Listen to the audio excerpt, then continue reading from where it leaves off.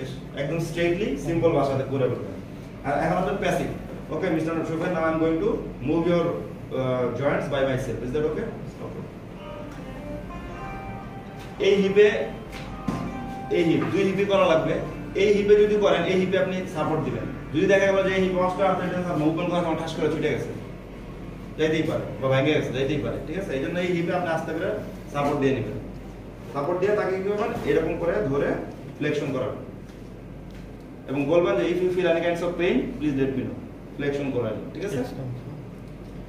তারপর হচ্ছে কি এই এখন আপনি হিপ করেন লুজ আছে, এই পাশে যেটা করবেন ওই পাশে ওইটাই করবেন, গেল। এখন কি adduction, okay mister Shuven just relax. অ্যাডাকশনে এখানে হাত দিলেন, এদিকে হচ্ছে অ্যাডাকশন, আর এখানে ধরলেন, এটা হচ্ছে অ্যাবডাকশন।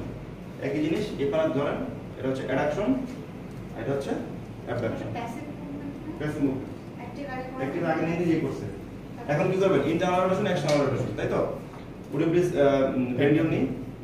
দেখেন, খেয়াল করে দেখেন, এই যে নিটা আমি বেন্ড করে উঠাইছি, উঠায়া এই হিলটা মুভ করাবেন।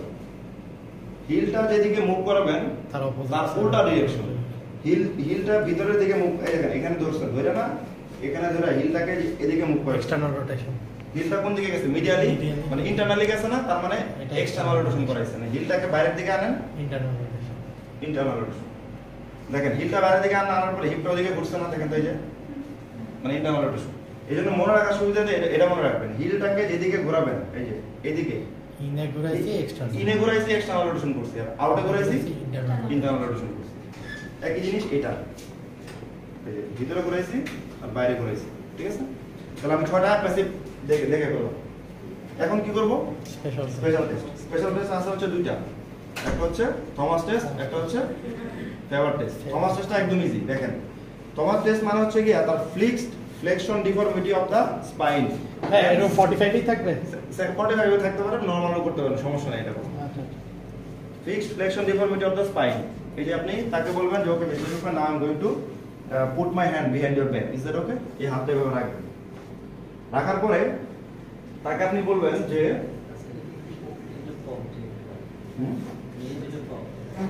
এখানে কি মানে স্পিকার নেই,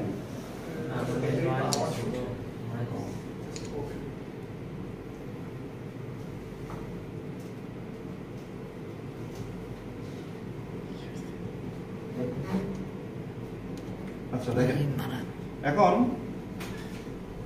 একটা ওয়ে আছে, আমি শিখাই দিই। দেখেন এখানে হাত দিচ্ছেন না, আপনি ওনাকে ডিরেকশন দেন, would you please bend your both knee and touch your tummy, okay? Now I am just going to grab this, okay? And would you please straight your right knee only, full. আপনি ই করেন, সোজা করে দেন, এই যে সোজা করছে না, এখন ওকে, and again আসলো।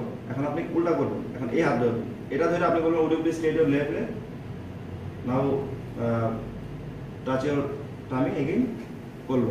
এটা তো নরমাল, তার কিছুই পাইলাম না। এখন ধরেন দুইটা পা ফ্লেক্স করছে, আমি এইটা পা এই পা ধরে রাখছি কিন্তু কিছু না করার জন্য, ডান পাটা আপনি সোজা করেন তো, আর পারতেছেন না, ধরেন এই পর্যন্ত সোজা করছেন, সে আর সোজা করতে পারতেছেন, তার মানে সে এক্সটেন্ড করতে পারে নাই, মানে ফিক্সড ফ্লেকশন ডিফর্মিটি, এবং ওটা আপনি ফিল করছেন এই হাত দিয়ে। যখনই সে এক্সটেন্ড করতে পারে নাই আর, তখনই আপনার হাত এই হিপের পিছনে যে আপনি একটা হাত রাখছেন না, ওই হাতে এসে বাড়ি লাগছে স্পাইনটা, মানে ফ্লেকশন ডিফর্মিটি আছে তার, বুঝতে পারছেন? এই একটা ভাবে করতে পারবেন। আর একটা সহজ হয়ে আছে কি জানেন, জাস্ট এখানে হাত দিবেন, দিচ্ছেন না, হাত দেওয়ার পরে আপনি বলেন যে would you please bend your left knee and touch your tummy। এইটা বেন্ড করার পরে না দেখবেন যে এইটা অটোমেটিক্যালি উপর দিকে উঠে গেছে, পেনটাকে কম্পেনসেট করার জন্য। এটা কিন্তু বেন্ড করছে, আমি কিন্তু বলি না এটা ওঠান, আমি বলছি এটা বেন্ড করেন। এটা যখনই বেন্ড করছে, এই পাশের হিপটাকে যখন সে ফ্লেক্স করাইছে, তখনই এই পাশের হিপ মানে কম তার ব্যথা শুরু হয়েছে, এবং ব্যথা শুরু হওয়ার কারণে সে এটা অটোমেটিক্যালি একটু উপর দিকে উঠে গেছে, ঠিক আছে? এবং আপনি ফিল করতে পারছেন হাত দিয়ে। এটাকে বলা হয় ফ্লেকশন ডিফর্মিটি। এটা হচ্ছে থমাস টেস্ট।